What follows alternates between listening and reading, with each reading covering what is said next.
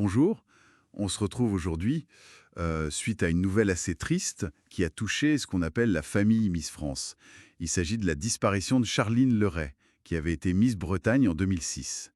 On a reçu pas mal de documents, des articles, l'avis de décès officiel, des posts sur les réseaux, des blogs, même des bouts de Wikipédia. L'idée, c'est de regarder ensemble ce que tout ça nous dit sur elle, au-delà de son titre, et de comprendre un peu cette émotion. Alors, si on prend les faits bruts, Charline Leray est partie début juin 2025. L'avis de décès, lui, est très précis, dans sa 39e année. Donc ça veut dire qu'elle avait 38 ans.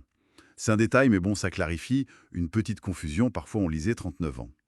Elle avait été élue Miss Bretagne en 2006. Elle avait 20 ans à l'époque. Et ça lui avait ouvert les portes de Miss France 2007.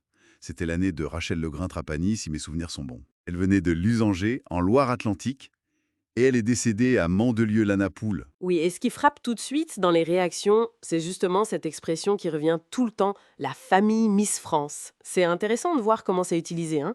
Ça suggère des liens qui restent forts même longtemps après.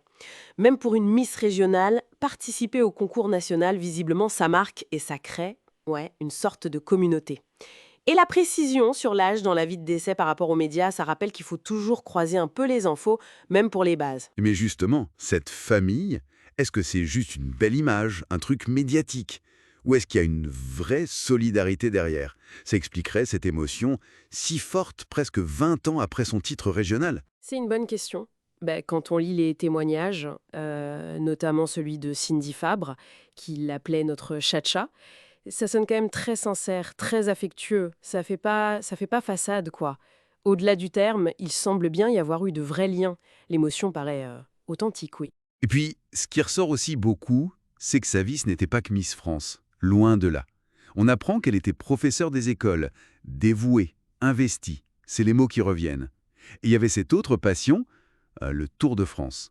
Elle y travaillait l'été, comme hôtesse, pour le maillot blanc, celui du meilleur jeune. Un rôle assez visible sur le podium. D'ailleurs, une source dit qu'elle parlait aussi du Tour comme d'une grande famille. Et cette phrase, elle incarnait la joie. Ça revient souvent. C'est fascinant, cette double facette. D'un côté, l'univers des Miss, très médiatisé, peut-être un peu éphémère, et de l'autre, des engagements très concrets sur la durée. L'enseignement, cette fidélité autour. Et les hommages y reflètent bien ça. On lit joie contagieuse, lumineuse, et puis il y a cette mention au courage. Tu t'es battu avec tant de courage. Bon, sans spéculer parce que les sources ne le disent pas clairement, ça laisse entendre une lutte, hein, probablement une maladie. Et n'oublions pas sa famille, bien sûr, mentionnée dans la vie. Son conjoint, son fils, ses parents, sa sœur. C'est un drame personnel avant tout. D'ailleurs, il y a un petit truc qui m'a interpellé.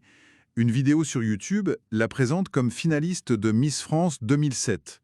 Mais si on regarde les archives, Wikipédia par exemple, elle n'était pas dans le top 12 cette année-là.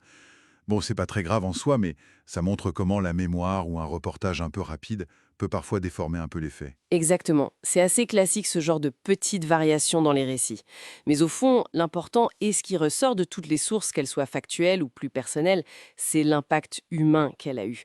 C'est vraiment sa personnalité, cette joie, cette lumière, ce courage qui est mis en avant, bien plus que le titre lui-même. L'intensité des réactions, ça montre bien qu'elle a marqué les gens qui l'ont connue. Donc si on devait résumer un peu ce que nous disent ces sources, c'est l'histoire d'une jeune femme partie bien trop tôt, dont la vie a été marquée par une énergie positive, un courage certain, et puis des engagements très variés, bien au-delà de l'image qu'on pouvait avoir au début. Tout à fait. Et peut-être, pour laisser une dernière piste de réflexion, cette insistance sur la réaction de la famille Miss France, c'est quand même révélateur. 20 ans après son titre régional, le deuil est collectif, très visible. Qu'est-ce que ça nous apprend sur la solidité, la persistance de ces communautés qui se créent autour d'expériences médiatiques, même si elles sont compétitives ou potentiellement courtes comme un concours? C'est une question intéressante, je trouve, sur la nature des liens qui se tissent dans ces contextes un peu particuliers.